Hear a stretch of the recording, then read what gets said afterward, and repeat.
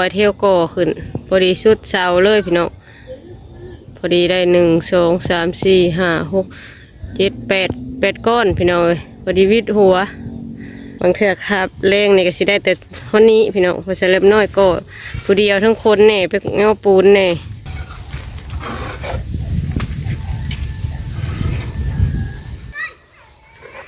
บวกสุดท้ายบวกกินนี่แหละลูก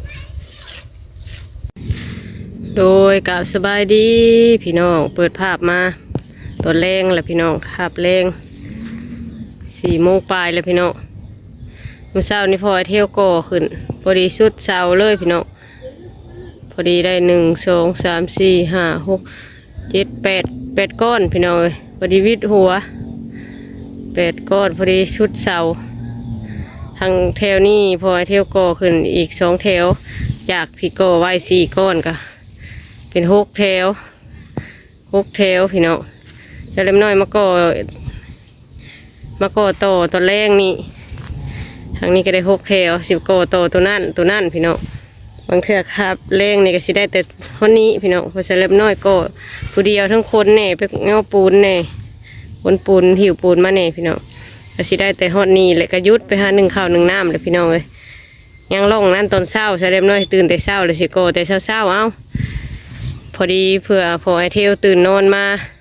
พอเพิ่นไปเฮ็ดเวียกเลิกดึกมื้อนี้เที่ยงคืนมานะพี่น้องเพื่อตื่น6-7 โมงไปกินข้าวกินน้ำก็ให้เรามาก่อโตถ้าแลมลูก1 ข้าวตอนเช้าก็สิได้มาก่อตัวนี้ข้างหมูข้าวไว้เลยนะพี่น้องพอไอเทลก็ก่อโตมานี่2 ก้อนเทลละ2 ก้อนมานี่เนาะเอ้ยเด้ยังได้ก็ไปเบิ่งไปส้มน้ำกันก่อผู้เดียวขับแรงพี่น้องหากมาก่อได้ร่องหนึ่งนี่แหละพี่น้องนี่ก่อให้มันเสมอกันมาแต่พี่แหละมาก่อทางในพี่น้องถ้าสิโง่คนดินบล็อกออกทางนั้นมันโค้งโพดก็เลยว่าคันสิปอนออกกับกระเทินกับมาก่ออยู่วางทางในหันก็ได้พี่น้องเลยข่าวทางในพี่แหละมาก่อเป็นแพงพี่น้องกันเลยหลังจากที่บริก่อด้นเติบเลยพี่น้องไปเรียกทางอื่นนำอันนี้นะไว้เหยียบง่อยพี่น้องเลยขึ้นไปก้อนโตไปยันบนถึงแต่ก้อนนี่ยังถึงอยู่พี่น้องก้อนเด็กคนนี้ชียังถึงอยู่ก่อทางในพี่น้องจังบริเวณคนออกไป6 แน่พอนี่มันสิคายจะพกอ้อยอยู่ตรงนี้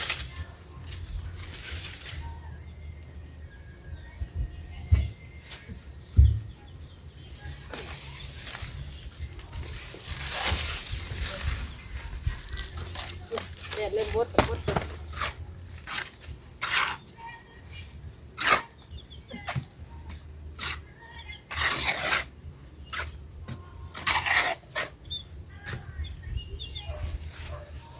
เจาะเล็กใส่ไว้แบบนี้เล็กอย่างนี้เจาะเล็กใส่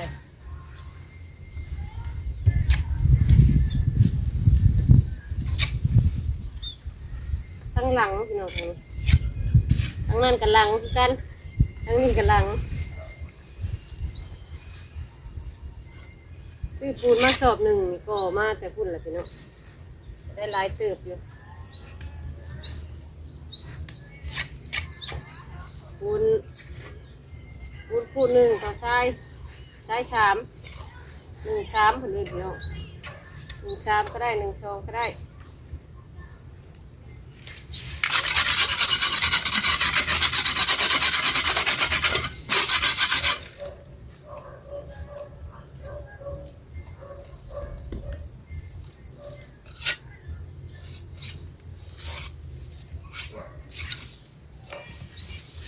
ก็ไว้ขาพอไอเที่ยวหน่อย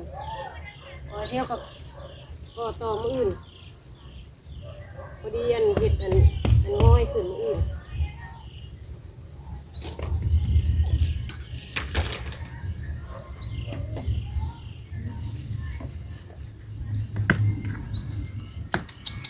มือขยักปีนครับ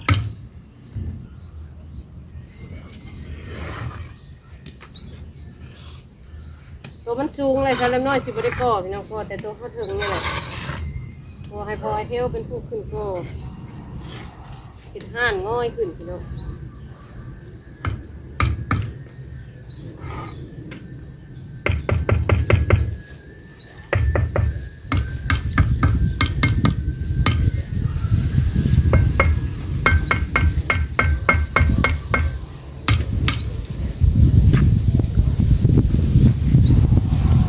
ยินปูนพี่น้องกาเซียนเพื่อนมือเนี่ยเล็บน้อยเอามืองมเลยดังบดบ่ได้เพราะว่าบ่ได้จับลายปันใดมันกับสิบกมือกับสิบกลอกกับพี่น้องแต่เขาก่อบนมือบนเว้นเนี่ยดีนะลอกแล้วเอาไปใส่ถุงมือ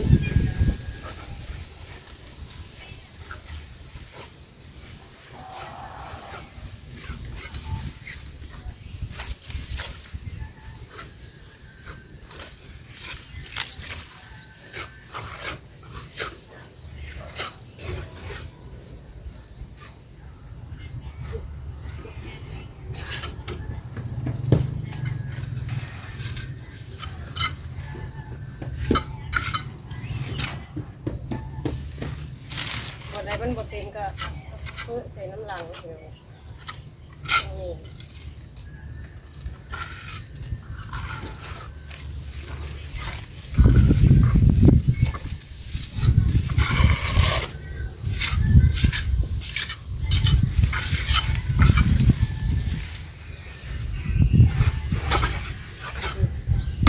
แล้วพี่น้องก้อนหนึ่ง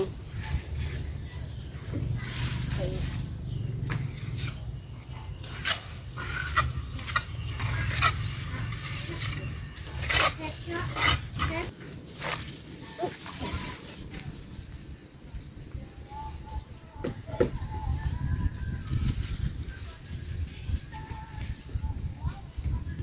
เข้าไปน้ำเดียว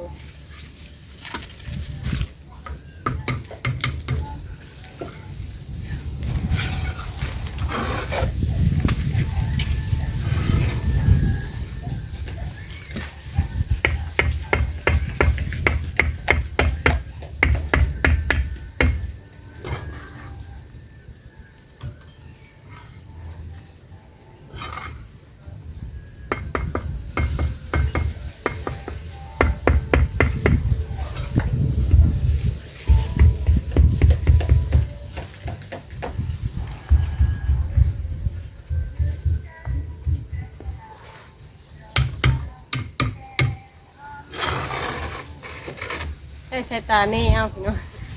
มันมีห้อยเก่ามันเลยก็เลยว่าบ่ได้มีเสื้อ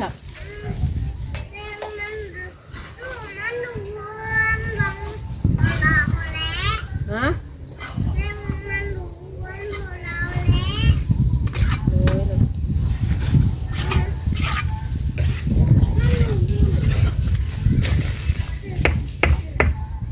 ไปของมาอยู่เขา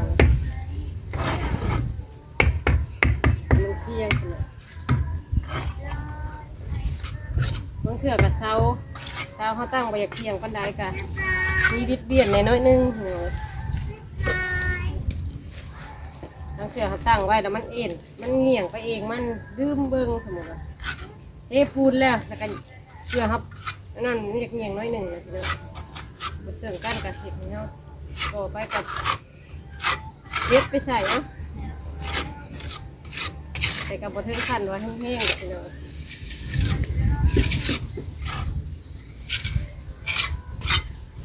เดี๋ยวขอบมันจะเริ่มน้อยชิลีดใส่เต็ม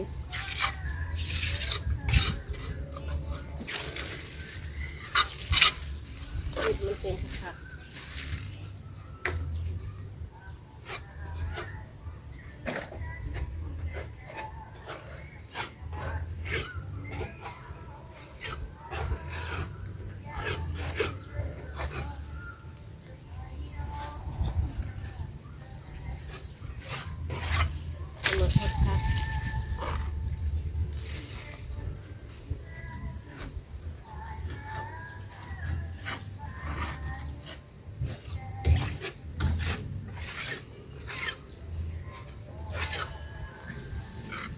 เต็มค่ะ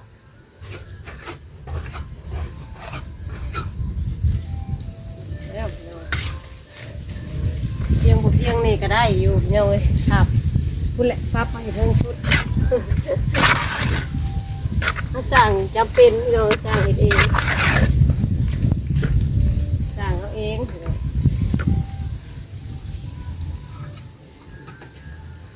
จ้างเพิ่นนะโอ้ยแพงแพงพี่น้อง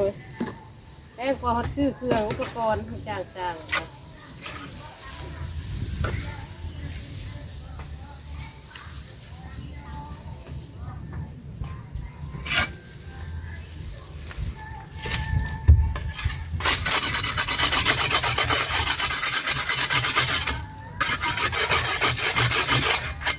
้องขูดออกค่ะพี่น้อง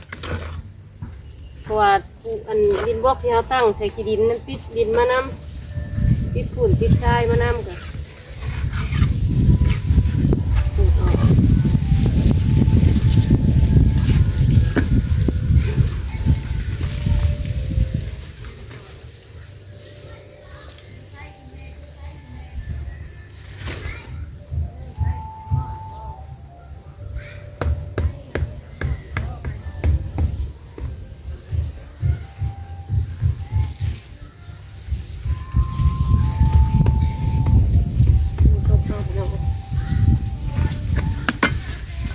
ได้เครื่องนึงแล้วว่าทางสวนนั่นทำไมฮะ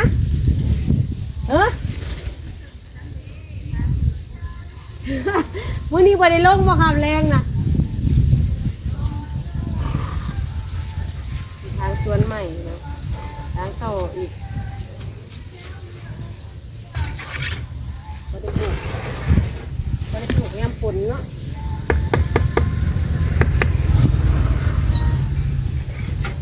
ยามฝนทางสวนเข้าอีกทำไมนะ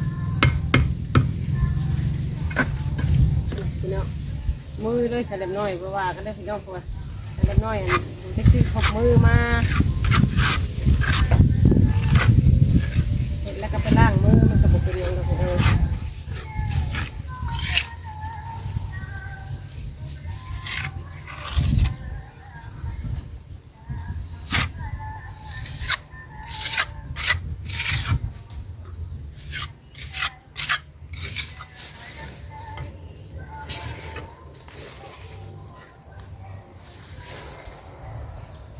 เที่ยวเห็นยังเที่ยว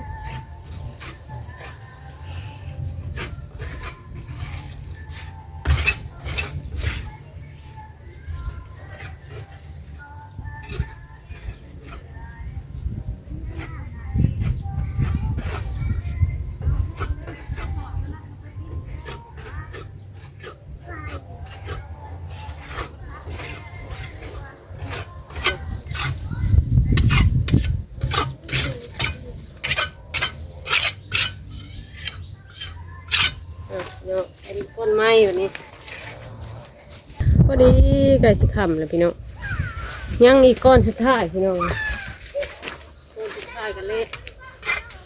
ตัวเขาก็บไว้เป็นไรพี่น้องคอยก็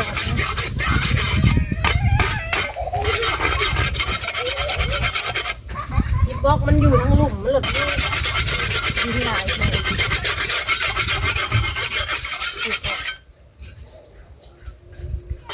นี่ขี่ดินแล้วมีขี่ปวกอะไรพี่น้องออกก็ลูกมันก่อนตัวนี้ก่อน50 บาทเทลอันบาทเทลหนึ่งแล้วก็ตัดบล็อกพี่น้องไม่จังเน่นะแต่ว่าเทลนี่มันตัดอยู่วางนี่แต่ว่าปกไว้แล้วบ่เห็นเลยก่อเต็มก่อมาเต็มบล็อกเลยเลยกระเทือนน้อยหนึ่ง ที่บวกดูไทย ฮะ ที่บวก ใช่ ที่บวกที่บวกดูไทยพอดีแล้วที่บวกดูไทยแล้วที่บวกดูไทยเนี่ยที่บวกดูไทย บวกกินนี่นี่แหละลูก ดูไทยนายไทยตัวนายเห็น มันอยู่ในก้อนดินบล็อกนี่ หนูนายก้อนเล่นบล็อกนี้ตัวนี้เนี่ยตัวนี้บอก เม่น เออ ดูไว้หน่อย โดย ทำแล้วพี่น้องพอดีเดี๋ยวเห็ดกินอยู่แรงง่ายกับไอเทียว ดู ใครจะรับทุกเลยนะจูดเดาโลต้มมันนี่หนอปูดังบอดจนดัดตัวเช้าไล่รถโลเล่ไล่รถรอเล่เล่าไล่ลีลังดูไล่แล้วรู้เหรอไอ้รู้ว่าผู้ใหญ่ลาลงละผู้ใหญ่จะลาไล่เลือดไล่ลาโลเล็ดลาเลือดลาไหลไอ้เลือดลาเลยเลือดเจอ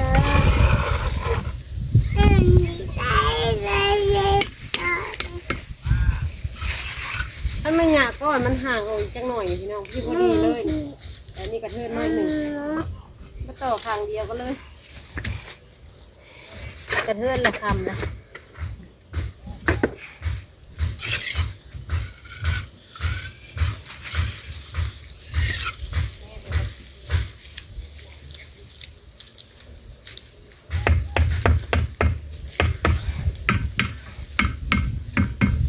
ซุ้มกันน้อยหนึ่งเป็นอย่างพี่น้องขอยังสิริกออีกแถวหนึ่งกระปูนอันนั้นขึ้นเอากระปูนยับละลายขึ้น